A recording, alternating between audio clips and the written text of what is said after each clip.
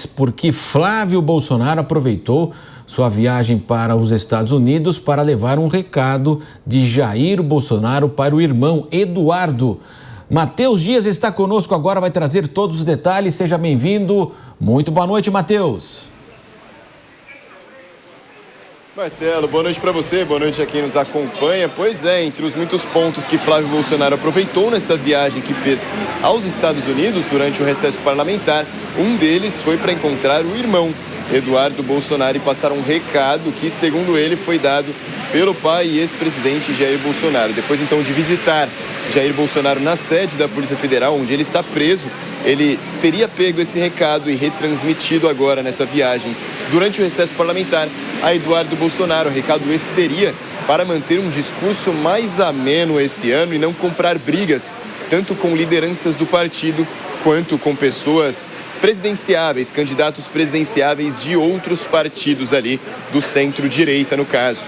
Essa fala de Flávio Bolsonaro a Eduardo foi referente também a uma briga recente que aconteceu entre o deputado federal, que está afastado do cargo nos Estados Unidos, considerado até foragido pela justiça, ele que teria recentemente brigado publicamente com Valdemar Costa Neto, presidente do PL aqui no Brasil, do PL Nacional, e depois dessa briga, então, teria tido, então, essa orientação para que eles não mostrem mais publicamente, que o partido possa ter algumas divisões de opiniões, não tentar ali, de uma certa forma, mostrar que o partido não está de acordo em todos os pontos. E também, outro foco foi a paz ali, o apaziguamento com lideranças do Centrão. Isso porque no ano passado Eduardo Bolsonaro protagonizou diversas falas em muitos pontos vistas por interlocutores do partido até como infelizes, quando atacou diretamente Tarcísio de Freitas, quando atacou até Silas Malafaia, que estava ajudando ali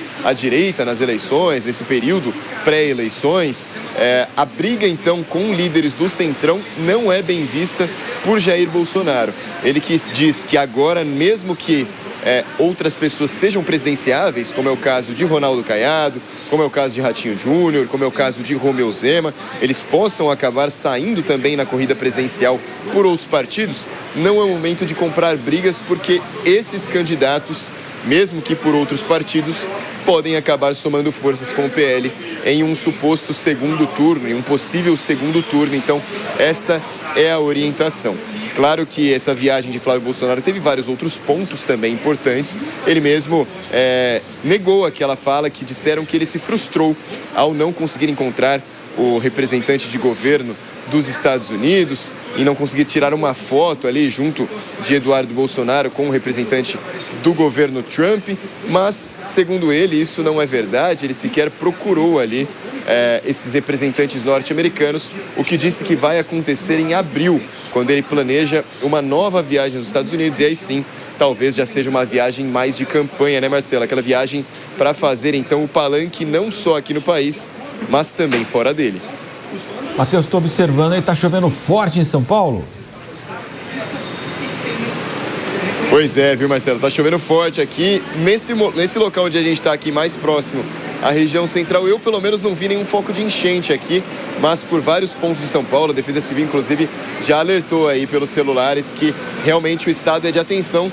Aqui está chovendo forte e já há alguns minutos a chuva não cessou nem um pouquinho, viu, Marcelo? Recebi aqui no meu celular também, como você falou, né, esse alerta da Defesa, portanto, de chuva forte. O Matheus Dias, daqui a pouco, sob chuva, sob sol, voltará aqui aos Pingos nos Is, trazendo mais informações. Quero ouvir o Henrique Kriegner. Kriegner, evidentemente, aí a moderação, aprecie com moderação a partir de agora as críticas. Exato, agora o clima é de parcimônia justamente porque o próprio Flávio tem construído essa imagem, Matos, de ser, como ele disse, né, o Bolsonaro mais tranquilo, uma versão aí mais tranquilo, mais centrada, que não quer dizer de centro, mas mais, vamos dizer, ponderada aí, de toda a sua família, e inclusive do seu próprio pai. Então, nesse sentido, ele precisa combinar justamente esse jogo com o seu irmão.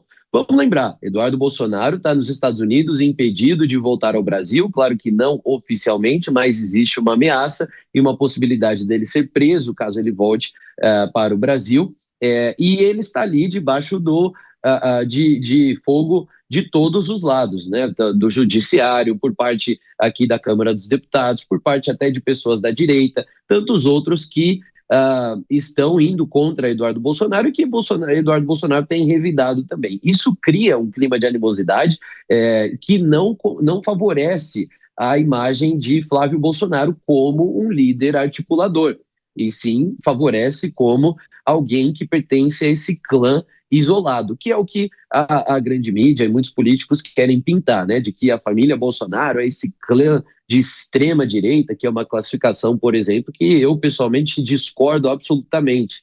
Tecnicamente, não cabe dizer que a família Bolsonaro, ou mesmo o próprio Jair Bolsonaro, ou mesmo Flávio Bolsonaro, sejam de extrema direita. Isso, com base no que diz a ciência política a respeito dos extremos, não se sustenta para ser aplicado a eles. Mas agora Flávio tem que pintar realmente essa imagem, né, de que é alguém e fazer essa articulação de ser alguém um pouco mais aproximável, alguém que você pode discutir e até divergir, mas respeitosamente. Foi assim que ele lidou com Tarcísio, foi assim que ele tem lidado com outros, até mesmo quando o senador Ciro Nogueira disse que o seu vice a melhor opção de vice seria Romeu Zema, e Zema disse, não quero. Flávio Bolsonaro poderia ter sido enfático, mas ele foi ali amistoso, ele disse, olha, claro, é sempre um quadro muito bom, mas o próprio governador Zema tem o seu próprio trajeto, e ele vai seguir sua própria história, e ele é um aliado, com certeza, muito bem-vindo para somar. Então ele foi bem diplomático. Essa imagem ele precisa combinar muito bem com o Eduardo, senão muita coisa pode se perder no próximo tweet do deputado. Diego Tavares, é aquela história, errar é humano, insistir é outra coisa, né, Diego? Então a gente observa o seguinte, ele foi eleito por São Paulo, deputado federal mais votado aqui pelo PL, ele foi para os Estados Unidos, lá nós acompanhamos tudo o que aconteceu, no final das contas ele não pode voltar para o Brasil, será preso, perdeu o mandato, vai perder seu cargo na Polícia Federal e tinha uma eleição muito bem encaminhada para o Senado, são 2 vagas aqui por São Paulo. Agora se fala o seguinte, Guilherme Derrite pode ser candidato, Marina Silva, Fernando Haddad, enfim, ou seja, a carreira política dele praticamente acabou.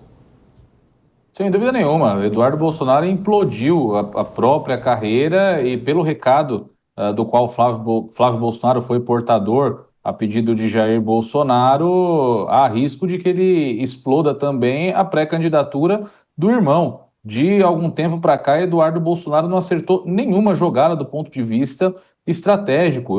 Na política, isso de brigar com todo mundo, evidentemente, não dá certo. Você se isola, você fecha as portas, você implode as pontes e sem alianças na política é muito difícil você prosperar. E Eduardo Bolsonaro brigou absolutamente com todo mundo, todos os grandes players da direita, em algum momento foram alvo de críticas de Eduardo Bolsonaro. Tarcísio de Freitas, Nicolas Ferreira, teve o caso com a deputada Ana Campanholo, teve o caso do Silas Malafaia, o próprio Valdemar Costa Neto teve um desentendimento muito sério com Eduardo Bolsonaro, até mesmo Jair Bolsonaro, nas mensagens que foram vazadas, indevidamente vazadas de conversas entre pai e filho, Eduardo ofendeu Jair Bolsonaro em algumas ocasiões, depois pediu desculpas, mas ele está sempre recebendo esses recados de, olha, não brigue com fulano, não brigue com ciclano. Jair Bolsonaro, há algum tempo, orientou, inclusive, a evitar as críticas a Gilmar Mendes e agora ele recebe esse pedido de que não se estranhe com os membros do Centrão. Isso porque é evidente, o voto bolsonarista nas eleições de 2026 é um voto importante, é um voto, inclusive, determinante para qualquer projeto de direita que se apresente, que queira ser competitivo. Mas só esse voto bolsonarista não basta. Precisa também do voto de centro, precisa também do voto que o nosso colega Luiz Felipe Dávila gosta de chamar de swing voter, aquele cara que vota vez na direita, vez na esquerda, que não participa ativamente do debate político e acaba se afeiçoando ao candidato menos rejeitado. Esse voto voltará a definir as eleições agora em 2026, como definiu nas eleições de 2022. E Eduardo Bolsonaro, até aqui, ele é um elemento totalmente expulsivo desse eleitor de centro.